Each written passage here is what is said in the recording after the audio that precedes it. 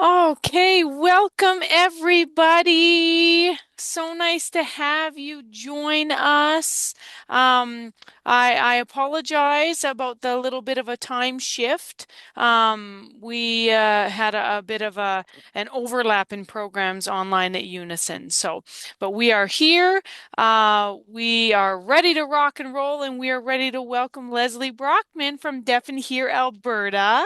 Thank you so much for being here today, Leslie. Leslie is the Client Services and Volunteer Manager at Deaf Hear Alberta, and she's here to talk to us a little bit today just about some of the struggles that people who are hard of hearing have, and just some things that we can do to, make our lives and their lives a little bit easier. So, everybody, if you would join me in welcoming, it'll be pretty silent because I'm the only one you can hear, but a big round of applause for Leslie. Yay. Hello. Hi, Leslie. Thank you so much for being here. Yes, thank you. Thanks for very much for having me. Of course. Definitely. Yeah, this is great. It does feel weird not being able to see any other faces, but that is okay. I talk enough for all of us, trust me. I am going to also be monitoring the Q&A in the chat box. So if anybody has any questions or they just want to pop up their hand or something like that and ask a question, so go ahead and type it in the chat box. Leslie, would you prefer I wait to the end, or would you like me just to address it as it comes up? That's a good question. As it comes up is just fine with me. Perfect. If there's kind of like a good segue while I do my chat, yeah, I'm comfortable with either. Excellent. All Yeah. right. Well, then I will give you the floor. Okay, so then let's make sure that I get this correctly. Oops, I gotta go to the beginning now. Oh, come on. This multiple screen thing sometimes. It's a little nerve-wracking until you get used to it. It is. It is. Does everybody have a full screen so you kind of see the opening with my lovely little comic there? Does everybody see that full screen? I can see it. If we can get some thumbs up in the crowd, then we'll know everybody else can see it. But Deaf and Hear Alberta, Leslie Brockman, Client Services and Volunteer Manager. And the little clip says, I thought you said hand over the bunny. Yes, my lovely little hard of hearing comic. I mean, it's Herman from so long ago, but I don't think I think Herman still goes through all the ages and can still find them a little bit on the humorous side. I like this one. So yes, okay. Good morning, everyone. Thank you very much for joining us, and thank you so much to Sarah for inviting Deaf and Hear Alberta to provide this presentation on creating connections, tools, and supporting the hard of hearing. Much like Unison, Deaf and Hear Alberta is a charity. We've been around for 64 years and have been providing programs and services to the deaf, hard of hearing communities, friends, families, neighbors, coworkers, so really everyone. Some of the things that we do at Deaf and Hear Alberta, we provide American Sign Language classes, both in person and virtually. And I believe Cindy Frazier provided ASL programming at Unison for a while. She came once a week for quite a few months and is always willing to do that again. We also have programs supporting seniors with assistive technology, as also workplace assessment, sign language interpreters, and always and forever advocacy. So some of the topics that I'm going to cover today, these are just a few of them. I thought I'd start out with kind of what is hearing loss, which brings us into all the other things that are involved in the hearing loss topic and all the different experiences that people can have. Because sometimes people wonder, do I really have hearing loss? I'm not really sure. And there's so much stigma surrounding it as well that I thought I'd kind of touch on that topic, that part of the topic right at the beginning. Um, and I'm not sure if any of you are hard of hearing yourselves or have family or friends who have hearing loss or are struggling, but hopefully a lot of this information will be helpful to you. So, hearing loss can really happen to anyone at any time, at any age, even in childhood. Now, how do I know if I actually have hearing loss? What we hear most often is, oh, everybody just needs to speak up. Why are you all whispering? Everybody else just needs to speak louder. I don't have hearing loss. Or maybe you're told that the TV is too loud. Much like my father in my home, the TV volume kept going up and up and up. And then the rest of us would have to yell to have a conversation. And then we finally would go to another room. And it wasn't until my dad kind of accepted that, okay, maybe I need to go in and have my hearing tested, that realized that, okay, the TV was had to be that loud because he needed hearing aids, as opposed to it was just that maybe the TV's getting old and the volume isn't as good as what it once was. At 1 in 10 Canadians actually has hearing loss, and it takes the average of 7 years for someone to acknowledge and act on that hearing loss. So here are some of the biggest struggles that many people face with their hearing loss. Um, Also, things like overhead speakers or call bells are often difficult to hear.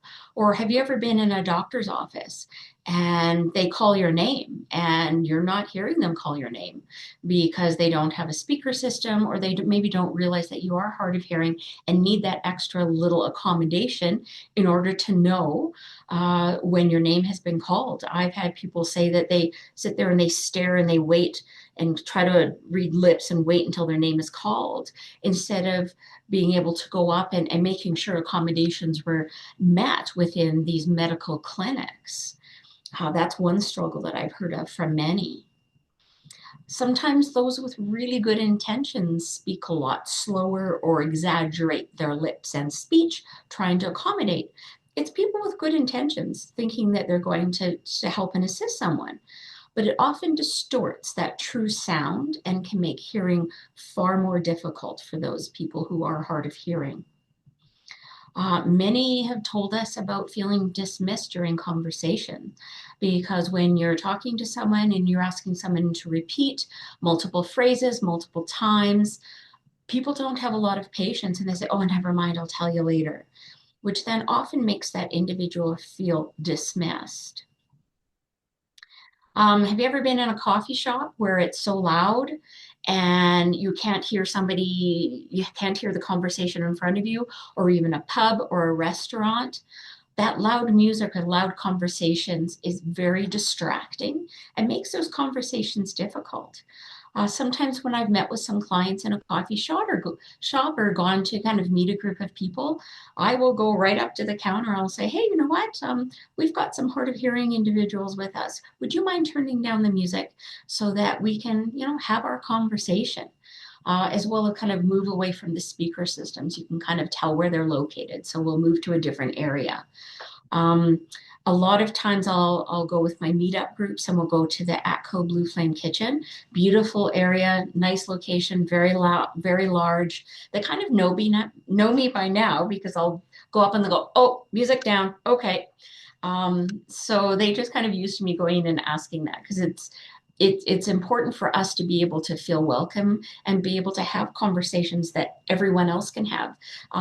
It's equity to make sure that those who are hard of hearing have what all of the rest of the population are able to enjoy. And patience is so very important when communicating with deaf and hard of hearing people.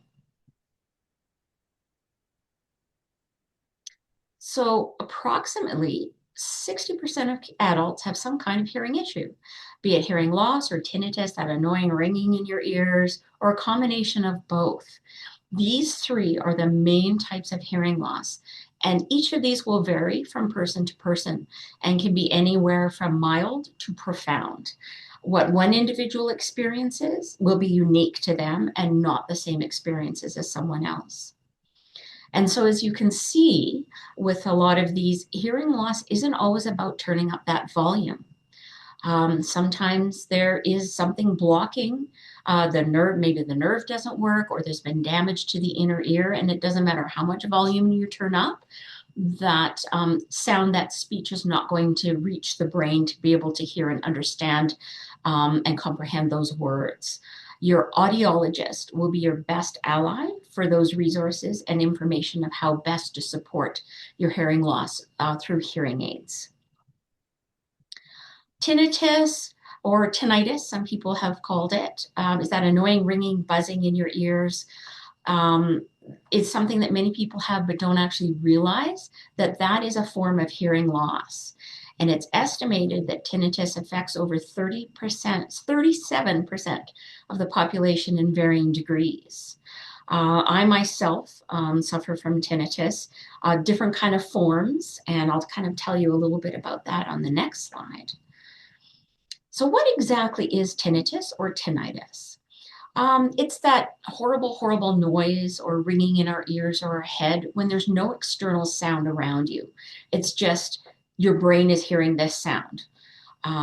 There's no outside physical noises that are present.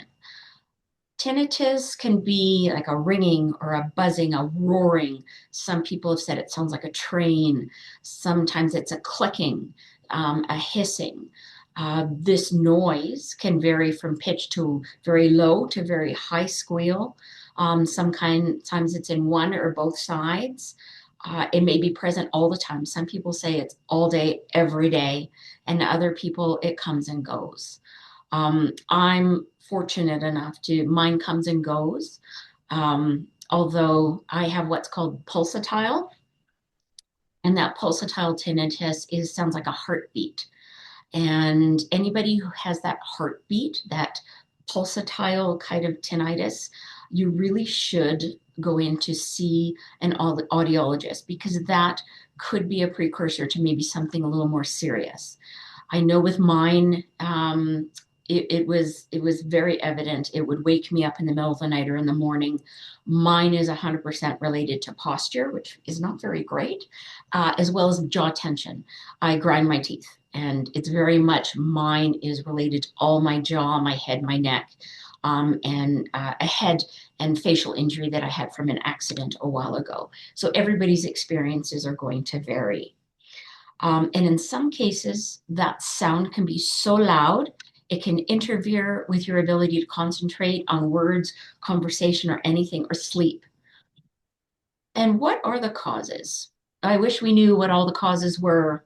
There are so many work related noise, musicians, people who wear ear pods in there. They have those ear pods and that loud music in their ears all day long.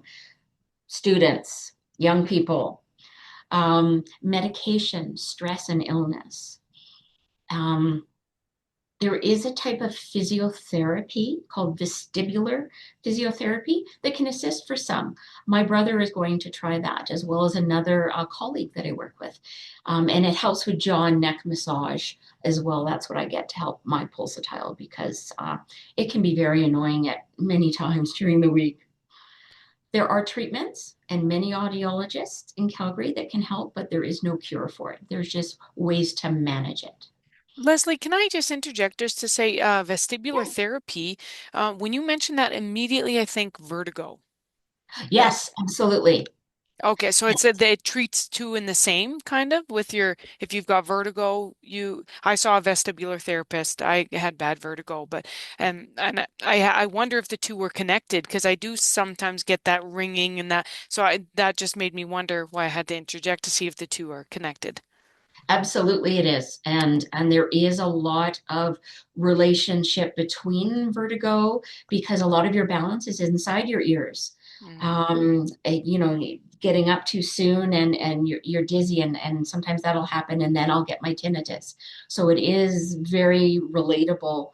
I know my daughter has horrible, horrible vertigo. And I had her ears tested. She doesn't have hearing loss, but she's got the vertigo. So there's definitely a correlation between those two. Definitely. Wow. So can I'm sorry, but ask what she does for her vertigo? Like how does she subside it so that she can live a normal life? Because it felt like my brain was doing cartwheels. I couldn't walk. It's awful. It's awful. Well, because she's just turned 18, we've been going to the children's hospital. She gets horribly debilitating migraines. So right now they're trying to work on her migraine and try to get that under control and get medications to help that. They haven't quite put her into the physiotherapy side yet. Right now, she does the massage for her head and neck to hopefully help with the migraine. So they're trying, because it's also Mm. related, it's hard to figure out which is the best method to Yeah. treat something. My brother, if I can convince him to go in and get anything done, he desperately needs to have the vestibular physiotherapy because he has both vertigo and tinnitus, Oh, being tested for Meniere's. So it's kind of a process to try to figure out, okay, where does it begin and how do we treat that based on, and everybody's symptoms are so different, right? So it's hard, this might work for one person, but it's certainly not going to work for another. yeah. It's so difficult. And that vertigo is brutal, Yes. brutal. Yes. If anybody out there has had vertigo, I know you're all shaking your head yes when me and Oh, Leslie talk about it. it's brutal. Yeah, Yeah. yeah. And some of it is related to the inner ear because your inner ear balance, they talk about those little crystals. I Mm. mean, I'm not an audiologist, but I've heard other people talk about those little crystals that are in your ear that cause the vertigo and the balance. And that's part of what the vestibular physiotherapy does to help treat that. I've never had that done, but I heard that it's a terrible thing to experience, but it helps after. Yeah. So it's like, okay, pain and awful, but good result at the end because they're able to kind of manage it. Oh. Yeah, I don't know. Yours doesn't sound like it's been managed 100%, has it, Sarah? I mean, I get a little dizzy here and there, and but it was happening. It happened for days on end. It was like 3 days where I couldn't walk, and I felt like my brain was doing cartwheels. And then, Yeah, um, I went to a vestibular therapist. I did physio, and I don't know if that's what relieved it, but it did. Ultimately, it subsided. But every now and then, I'll get it where if I close my eyes at bed, I feel like I'm doing flips and I open my eyes quick just to place myself and then just try to, but it's definitely not as bad as it was. But there was a couple of years ago, it was bad. yeah, yeah. I remember when my pulsatile tinnitus was so bad at a time and was contemplating what kind of different therapies I would need. I ended up doing my chiropractor and massage, but I remember holding on to my bed frame because the room was spinning, but the bed frame's not. So, okay, if I touch the bed frame, maybe the rest of the room will stop spinning. Yeah. It's a terrible, terrible feeling. Oh my Um, goodness, is it ever? yeah, yeah, yeah. And sometimes it is related to hearing loss. So, and I'll kind of go into this a little bit later, probably the next slide, I think. Oh yeah, here it is. This kind of goes along with it. Do I Hmm. really need to get my hearing tested? The short answer is yes. But my hearing isn't bad, and maybe I only have a vertigo every now and again. But it's even good for a baseline because from that baseline at any age, as you grow older, that's a guideline to see if there are any changes. Because we go back in and get our eyes tested, right? We get our eyes tested every year or 2 years, depending. I have contact lenses, so mine's every year. So why don't we get our hearing tested? It's so important to have that tested as well. So get that baseline, and then going forward, you can see if there are any changes, and then you can help address those before maybe things become too serious. I mean, it is very difficult to accept hearing loss, and it's difficult for that person who's experienced it and also for their loved ones, right? It's so important for everyone in the family to practice that acceptance, to educate themselves, and to have a positive outlook. Often difficult to say, I know it, but it is something, a goal to work toward. And as you can see, these are all the reasons that you should get your hearing tested. Cognitive decline, falling. When you're a senior and you have falls, loss of balance, that's all part of hearing loss as well. So it's really, really important to get that hearing tested like we get our vision tested every year or two. Quite often, those with hearing loss lose out on that communication, that conversation, and that contact with others. With hearing loss, the longer you go without hearing, the more difficult it is for your brain to hear and remember and understand those words and sounds. It needs to hear those sounds, it needs to keep working. And that's how we keep our brain active so that we have a less risk of having dementia or Alzheimer's as we age. Yeah. I just read Uh, a study about this actually, yep, Leslie, that how important it is for that not only cognitive and physical, but that social aspect related to your cognition and Alzheimer's disease and dementia, how important it is to be social with others. So remember, gangs, keep coming to Unison, keep staying social, keep chatting with each other, and keep coming to things like this online with Leslie and I as long as you're able to get on the computer. yep, exactly. So, so important.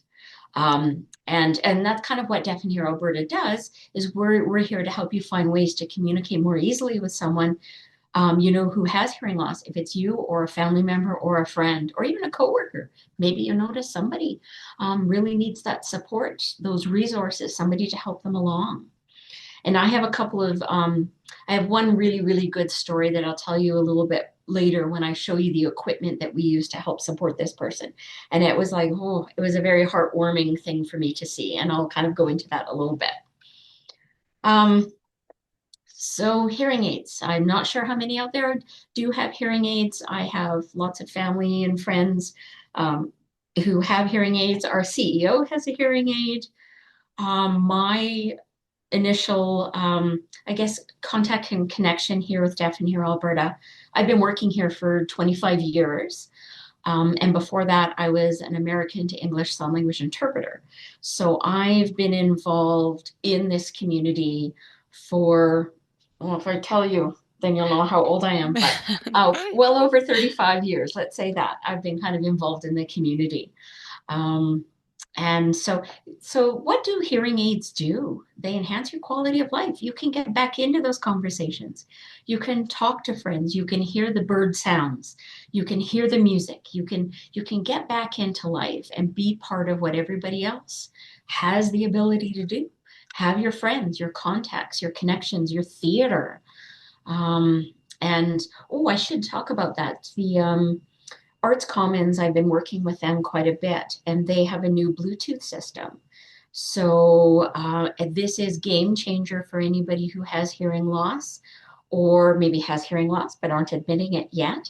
This Bluetooth system, you can sit anywhere in the theater now. This Bluetooth system will go directly into your hearing aids.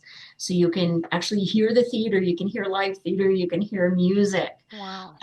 or even somebody with AirPods. It's Bluetooth. And if you just want to stick your AirPods in, you want to connect, it's an app that you get there at Arts Commons in any of the theaters, music, Jack Singer, anywhere. It's an app free to download. You connect and you get that direct input of their sound and their concerts into your devices. It's game changer. It's great. So 1 in 10 Canadians have hearing loss.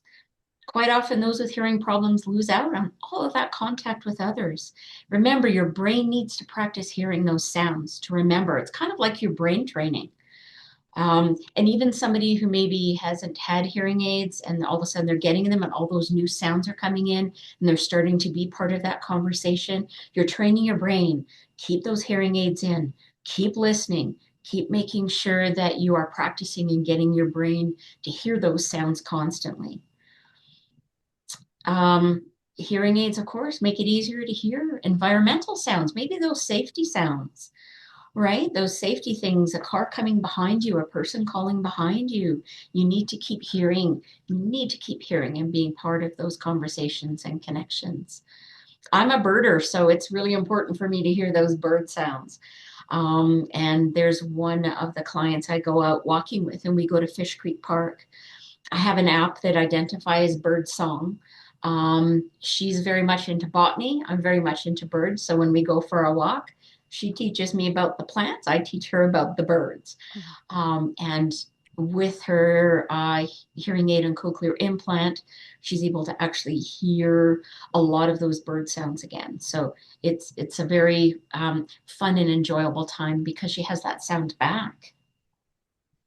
And another thing that people don't know, or maybe don't know about, is that hearing aids can adjust when you're in, say, in a restaurant.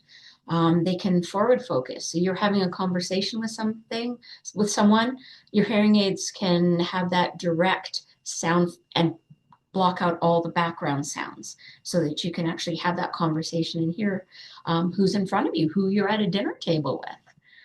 It's great, all these different things that hearing aids and cochlear implants can do. Enhances clarity of speech and in those environments. Um, and also my our CEO has tinnitus quite severely. Was due to her hearing loss. She has hearing aids in, and the hearing aids can actually mask a lot of that buzzing sound that she gets from her tinnitus. Hmm. So, what do you do if you are hard of hearing? So, conversations and listening when you're hard of hearing is exhausting. And of course, as I had mentioned, a lot of people exaggerate their lips and even yell. We've even had people yell in the middle of a grocery store. Well, that's not exactly the best way for somebody to hear a conversation is when you're yelling at them. It can also be a little embarrassing. And it just makes hearing that much more difficult. Trying to listen in that background noise, as I mentioned, in the coffee shops and restaurants, it's a major complaint from people because it interrupts with the hearing aids, it interrupts with the conversation, and your brain gets tired of blocking out all that external noise while trying to listen to a conversation. I'm a hearing person and I'm exhausted when I go into a restaurant with music. I'm tired when I come out of there because I'm really focused on trying to hear this conversation and block out all this external noise.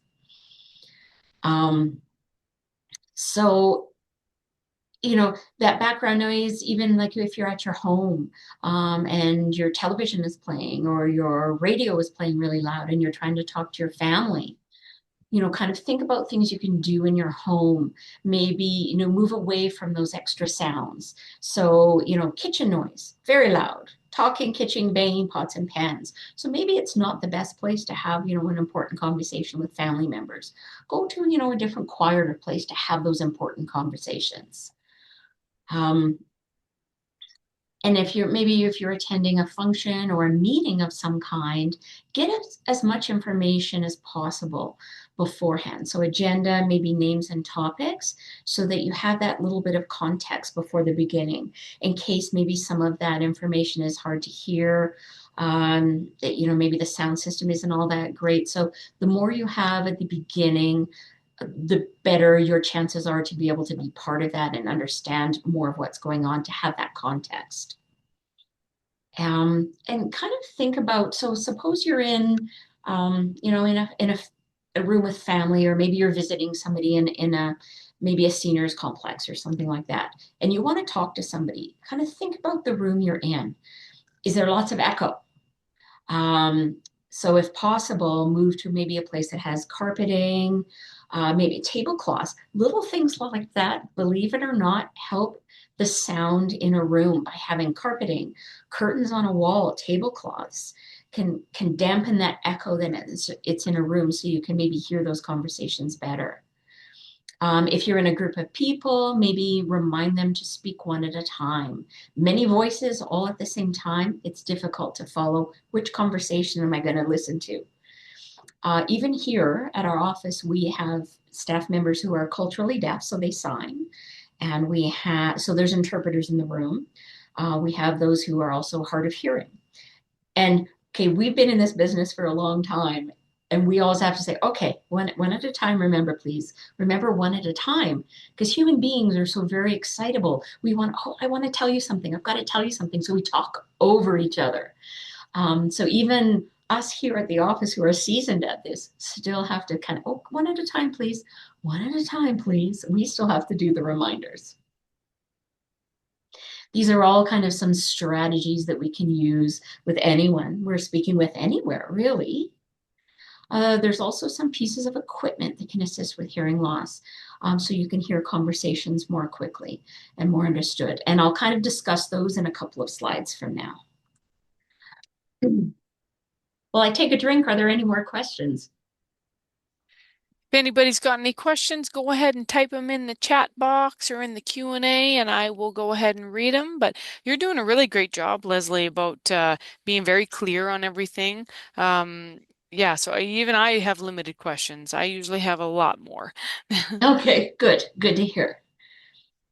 All right. So, most important, be patient, be kind. How can I support others? Right? How can I support my family or my friends or caregivers so that I can have a better conversation or my family or friends can have a better conversation? Some of these are really good strategies to help with any of that when you're conversing with others. And it's also helpful for the hard of hearing individual themselves to share exactly what works for them at home, out when they're out and about, and friends and restaurants. It's important for, if I'm hard of hearing, I say, you know what? Would you mind just maybe moving to another place so I can hear you more clearly? Or, would you mind rephrasing that? Because there's some words that are on our lips that you can't see. Not everything is on our lips that you can see. Some words are at the back of the throat, some are inside, the tongue moves. Some words look like other words. So even if there's a phrase that somebody, okay, I'm not really not getting, what you're saying, try to rephrase it in a different way because maybe different words will be understood more clearly than others. Use captioning. I use it all the time. I'm at home, my TV at home. I have captioning on quite a bit. I find I'm better able to focus. And I have birds in my house, so they're noisy. I have other people in my house. So honestly, that captioning is always on my TV. And I watch a lot of English programming too, so there's accents, and sometimes I can struggle with accents. So my captioning is on quite a bit. You'll find that you need it and you use it a lot more than you think you would. When I'm at a movie theater, I really wish they'd have captioning on because sometimes they mumble or or it's too loud and I can't understand. So I really honestly wish they'd have captioning on the bottom of a big movie screen. When you're with your family, maybe establish a TV or music free zone when you have those important conversations. Like I said, you want to talk to somebody about something important, or maybe this room is just too noisy. Come on, let's go over here down the hallway, or into a bedroom or outside. Where it's less noisy and those less distractions and background noise. Turn off that music, turn up the lights for those general chats. If you're at home and, say it's Thanksgiving or Easter or something, and you've got your large family together, well, maybe that individual who has a hearing aid or is maybe struggling with their hearing loss, right beside a stereo might not be the best, or, right beside the kitchen, pots and pans might not be the best. Kind of think about where everybody's placed, those seating arrangements where you're at. Relationships can be very challenging, but that hearing loss, adds another layer to that challenge, right? I have individuals who have a communication notebook. One of the volunteers, he is profoundly hard of hearing, wears two hearing aids. His wife is hearing. It's taken them kind of a while to figure out these things in their home and what works best for them. Yelling up the stairs to come down and help me with something isn't really going to work with somebody's hard of hearing. They're not going to hear you up there when you're downstairs. So they've found ways to be able to work within their home to make sure they have that adequate communication. They have a communication book and a message board, just in case maybe something is missed or you think you've been heard, but maybe you haven't. So, important message board, notes, and communication books to make sure that those important details have been heard properly. Leslie, we have a question. Yeah. So Jen typed in and says, I have no experience with hearing aids, but I've heard a lot that they are not helpful at all. Too much echo, can't make out who's speaking in the conversation. What can be helpful to the users with these complaints? Ooh, okay. I guess I would have to kind of ask the question of um, how old are the hearing aids? Have the hearing aids been adjusted? Um, is because sometimes, like the really older hearing aids don't have as many functions to be able to manage some of those things. Um, and there are updates, there are new programs that can put in into them. There's different additions like the surround sound, like the blocking, like the tinnitus. There's so many different pieces to a hearing aid, and that's also the struggle. So many different types of hearing aids, and the same hearing aid isn't going to work for everyone. Um, and sometimes a hearing aid isn't going to work for someone. Maybe their hearing loss is such that they have to work more towards a cochlear implant, which is a different type of um, uh, surgical intervention. And I haven't put anything kind of in my presentation about that, but it's a different type where when hearing aids don't work any longer, cochlear implants are the next step. I would also have to, suggest that if the hearing aids they currently have, they're not working, I find that conversations aren't clear. Go in and see their audiologist, get any adjustments, get any changes done to them. Maybe it needs a little program adjustment. Maybe it doesn't fit properly. Maybe the hearing has changed. Maybe people's lifestyles have changed, and the hearing aid that they've had for 4 years is not what they need anymore. I know that was kind of a big roundabout kind of way to answer that question, but it's so hard to know what has happened to an individual because everybody's hearing is so different. I would always suggest going into seeing an audiologist, getting an evaluation done, a reevaluation done, because maybe that type of hearing aid they have is no longer useful to their hearing loss. Their hearing has changed. The hearing loss has changed. Maybe high sounds are no longer and lower sound. Like things vary so much from person to person. So it's really difficult to know without having those hearing tests done. And that's what an audiologist would do. They would be your ally for that. And okay, that's great though. Because I didn't think about all that. The first thing I thought was like, would the brand matter? But she also says that they are brand new. They're brand new hearing aids, and then says choosing a right hearing aid can be a struggle. So what Oh, do people do? How do they do that? oh, that's the $1 million question. Hmm. Um, so audiologists all run their own businesses their own way. Um, each audiologist does not maybe have the same brands. And you're right, maybe the brand that you have now isn't the one you need, and you need to try something else. You have the right to be able to go to any audiologist that you want and try their hearing aids. They usually have a 90-day, depending on who it is, a trial period. When you have that and you're like, nope, this is not working for me, you should be able to return them. They do have policies that allow you to return your hearing aid if it's not working. It's an expensive device. You should you should be able to return something if it's not working. Um, and try something different because every audiologist is going to have a different business plan, and they may have, maybe the phonak doesn't work for you but the Oticon does. There's so many different kinds, there's so many different types. There's inner ear, there's around the ear, there's they're just so varied, that it's an exhausting process. But the way we always kind of phrase it is, what would you do if you were buying a vehicle? You would go for a test drive. Nope, don't like that one. Don't like, doesn't really work for me, doesn't fit. It's expensive. A car is expensive. A hearing aid is expensive. Okay, no, I'm going to return that. Doesn't work for me. I'm going to try a different one. You are fully able to try any audiologist that you want to. Just because you went to one with a hearing test does not mean you have to stay with that one. You can try.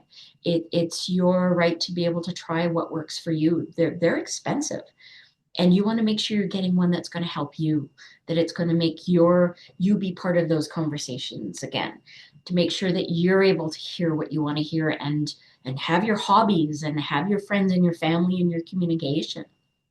So then choosing the right hearing aid would start with speaking to an audiologist and telling them, what your hearing sounds like and just kind of going down that road. Absolutely. Journal. I was at a restaurant. I was not able to do this. It's not working for me. I hear dishes in my kitchen. That was one thing that our CEO had a problem with. She said, "You guys are noisy in the kitchen. Would you stop it?" But really, what it turned out to be was that there's a program within the hearing aids that can block out that type of noise. So it's good to make note of what's working for you and what's not. Is it, I have some seniors who don't have the dexterity in their fingers. So there's very specific types of hearing aids that they're not going to be able to work on. Batteries. Is it easy to put in a battery? Do I need a rechargeable? If I have trouble with dexterity in my fingers, maybe little tiny batteries, putting those in and out isn't the best. So maybe rechargeable works. There's all these different things that you need to kind of think about and talk to your audiologist about. And as hard as it is to, you've been working with this audiologist and you might feel a little bit of connection with them, but the hearing aids that they offer are not working for you. You can try a different one. You can go to a different type of hearing aid to see if that works for you. Oh, I love that. Thank you, Leslie. Is that okay? Did I kind of help out at all with those, with the question? I do have some information I've been building on types of questions to ask when you are going to your audiologist, and what to look for when you're looking for your audiologist. So I have some information. I think by the end of next week, I should have that kind of all prepared. So if anybody wanted to reach out to me, then I can kind of provide you with a little more information and maybe some ideas of questions to ask and ways to go about looking for the right audiologist for you. Wonderful, Leslie. Yeah, and then if anybody needs Leslie's contact information, you can reach out to me and I will happily give you that information. Maybe Leslie, I don't know if you've got a slide at the end, we can put it Yep. up, how to contact you. Yeah, so then make sure we're just jotting those notes down. And like I said, if you're ever, at an impasse and you need a hand, just reach out to me and I can definitely set you up with Leslie to get the ball rolling. And Yeah. Jen says, thank you so much. This was very helpful. That would be helpful to chat with you about those questions. And how do we get that info, which we discussed. And she said, I'm in. Please include me. Awesome. Awesome. That's great. And also, if there's ever a question I can't answer, I have people I can ask and try to find out. Ah, excellent. Strength comes in numbers. Absolutely, it does. Yes. So, as I had said before, there are some devices that people can have in their home. Safety is always foremost in my mind. And we have a working relationship with the Calgary Fire Department, to have those safety devices to give to those who are hard of hearing, or just even anybody who sleeps really deeply. Because people don't think when they have their hearing aids, they go to bed at night, they take them out. Are you going to hear when the smoke alarm goes off? Or are you going to hear when the doorbell rings? Are you going to wake up in time to, maybe you're going to the airport and you need to be able to wake up at a certain time? There are devices that are available at our office. And things like, doorbells, phone calls, flashing lights. We have, there's a little, I don't know if this mouse lets me do it, but right here, it looks like a little round disc. That is a bed vibrator. You put it under your pillow or under your mattress. And when, say, somebody's at the door or your smoke alarm goes off or, your phone rings, it'll vibrate to wake you up. There's devices that have lights flashing, loud volume and vibration all at the same time. So there's ways to be able to alert you if any of these things are going on in the background. because you have to kind of think, my hearing aids are out, I'm going to sleep. You think you're going to wake up when you hear these noises, but if you're in a deep sleep and you're profoundly hard of hearing, I'd wonder, how apt you are going to be able to hear those sounds, especially when you're having a deep sleep. So we have lots of these devices available, phones that amplify voice. We have a really cool one that when somebody leaves a voicemail message, you can slow it down so that you can hear that message. People talk so fast. I mean, our name, Deaf and Hear Alberta. So people phone and leave a message, they talk really quickly and I can't understand what they're saying. Even though deaf and hard of hearing is in our name, but people still leave these really quick messages. So there is a phone that will actually slow down that conversation, change tones when you're talking on a phone, all sorts of different things. And one of our staff members, her name is Kathy, and she's the one that knows all of these. And there's devices here you can come in and you can test them out and you can see what works for you and you can try them out. So we have all of those here at the office as well. Kathy does personalized consultation and home assessments to make sure that your home is set up and safe for you, to be able to live in your home safely and hear these alarms when they happen. There is funding available for those who are low income as well, and we can assist with that funding, and those assessments as well. So this is the lovely pocket talker. This is my story. I was so excited. I have this device up at the top, and it's called a pocket talker. And there was this elderly gentleman who lived in extended care, and is 95 and profoundly hard of hearing. And his wife lives in another location. And he gets his family to come in, but he just kind of sits there because he can't hear any of the conversation. His hearing at 95, he doesn't have a lot of hearing left. So I had brought in this pocket talker.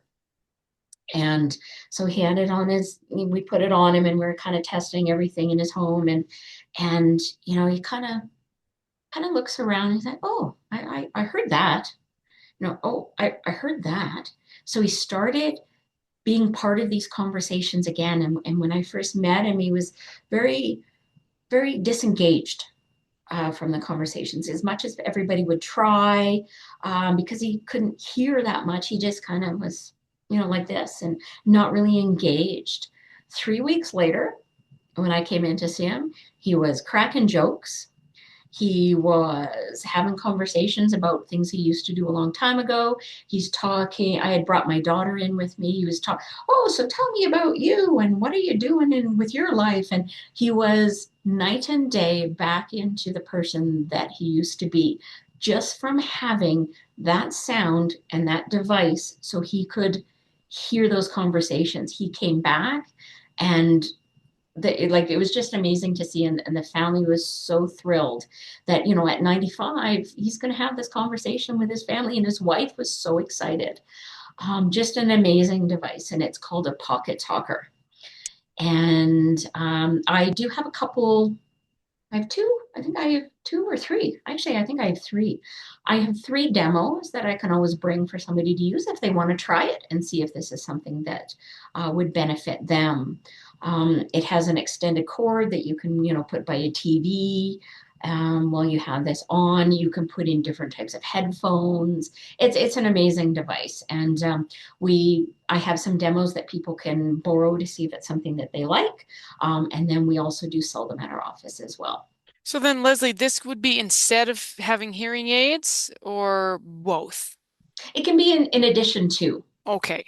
Yeah, this gentleman, he had tried hearing aids, and and being, 95, he can't really put them in anymore. And long-term care facilities don't really like to deal with a lot of that.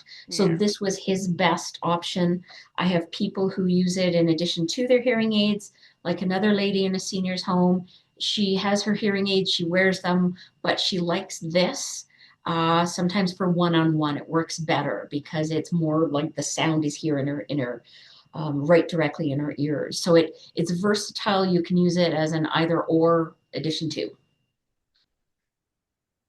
Yeah. And that's why I like to have a demo just in case, somebody wants to try it and Hmm. see, oh, no, it doesn't really work. My hearing aids are better. Or, I like to have a demo so that people can see if this is actually something useful for them. Yeah, it's very cool. Yeah. Oh, it's great. So now on to just the last couple of slides. So this is a program that I run, and it's lovely government of Canada has sponsored a little bit of my programming. And this is actually how I met Sarah, is through this program that I manage, and it's specifically for seniors. Although I don't say, oh, you know what, you're not 55 yet, so I can't help you. No, that's really not what I do. I will, help and support anybody who would like to talk to me, really. So this is a very fun group. It's a hard of hearing meetup group. And an example is this Saturday, I've booked a picnic spot at North Glenmore Park. And there's a group of, they're all hard of hearing people with either hearing aids or cochlear implants, or just hard of hearing who are looking at their journey and trying to figure out what they want to do and talking to other people who are hard of hearing to kind of get an idea of what others do. It's a way to kind of share those understanding with each other, get a kind of a social connection with someone. You learn. People have learned about how do I get a cochlear implant? People have learned about different types of hearing aids. It's a way to reduce your isolation. You're talking to each other. You're learning from each other. All of these people have an experience somehow in their life of being hard of hearing in whatever way it is. Their journeys are all different, and you can kind of learn and talk to each other. And this one, I think this is the largest group I've had. There's 35 people coming to North Glenmore Park for a picnic. And Wow. yeah, it's a nice little potluck.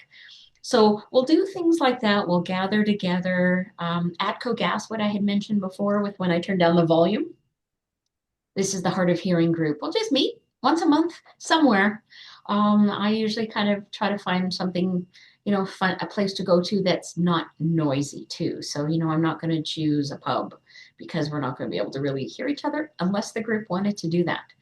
I kind of also the group will lead it as well. They'll say, hey, you know what? I heard Fourth Spot has a little kind of room in the back, and we go there next time. And so I kind of make arrangements, and we can meet as a group there. I mean, who better to understand what it's like to be hard of hearing than another hard of hearing person?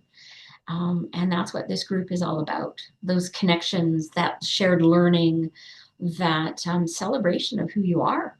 And um, if some people are maybe not as comfortable in a group and maybe would like to meet one on one. So I have mentors who are hard of hearing, and they will meet one on one, in a public location or even online to help support somebody who's maybe struggling a lot with their hearing loss, and they can get some ideas and some supports for helping them through their hearing loss journey. And of course, all of this is free to join. Um, and so that's two different parts of a hard of hearing type mentorship program. And then another second part, which is where I had met Sarah, was technology support. So I have lots and lots of people who are struggling with their technology. You get a new hearing aid and there's an app on your phone. Well, how do I use that? And how do I upload an app? And, there's lots of challenges relating to technology. I have volunteers that go to someone's house and help them with their laptop. Seniors who have wanted to be able to learn how to FaceTime or do Zoom meetings with family members, and volunteers will go and help them learn how to learn those tools on their home computers or their smartphones or their iPads. Safety. It's very important to know how to be safe on the internet. And I have volunteers who are very skilled in helping people learn how to navigate all of those different things we have now. Everything is technology. What is a QR code and how do I use it? There's so many different things to learn, and it comes at you so fast. So it's nice to have that individual that can come and help with and support that. We have an example of something that's in a group learning at one of the Calgary Heritage Housing locations. We get together twice a month, and there's myself and two, sometimes three volunteers, and it's all tech based. And we sit, and the group of residents come down, and we sit in their common room, and we usually have a focus. So, it might be QR code. So we're all going to learn today about QR codes, how to have them on our phones, how to use them, and all the safety behind it. And sometimes we'll have a PowerPoint presentation, sometimes we'll have handouts, and we kind of learn together. And I have a list of, oh gosh, we're over 80 different topics we've taught within the last couple of years. Like, it's amazing the different things that people want to learn about. And it's a highlight for this group of seniors. And it's nice to have these volunteers who have that skill and expertise and willingness to come in and teach all of these different things that we're inundated with, all this tech, all this technology we've got to learn about. You go to the airport and you've got to have an app, and that's your boarding pass. And well, how do I do that? And, there's ways to kind of learn and have these volunteers help with that type of thing. And it isn't all about technology as well. If people just want a connection, I have a new individual, and this gentleman lives in 95 again. He lives in a senior's home, and he just wants somebody to come in and play cards. So I have a volunteer who's going to start meeting with him, just to have that conversation, cup of tea, get that connection back. Right? They'll play cards or do jigsaw puzzles or something. So just kind of a friendly type of visiting. So I have volunteers who also do that. Many of the volunteers, different backgrounds, cultures, languages. And it's quite a fun program as well.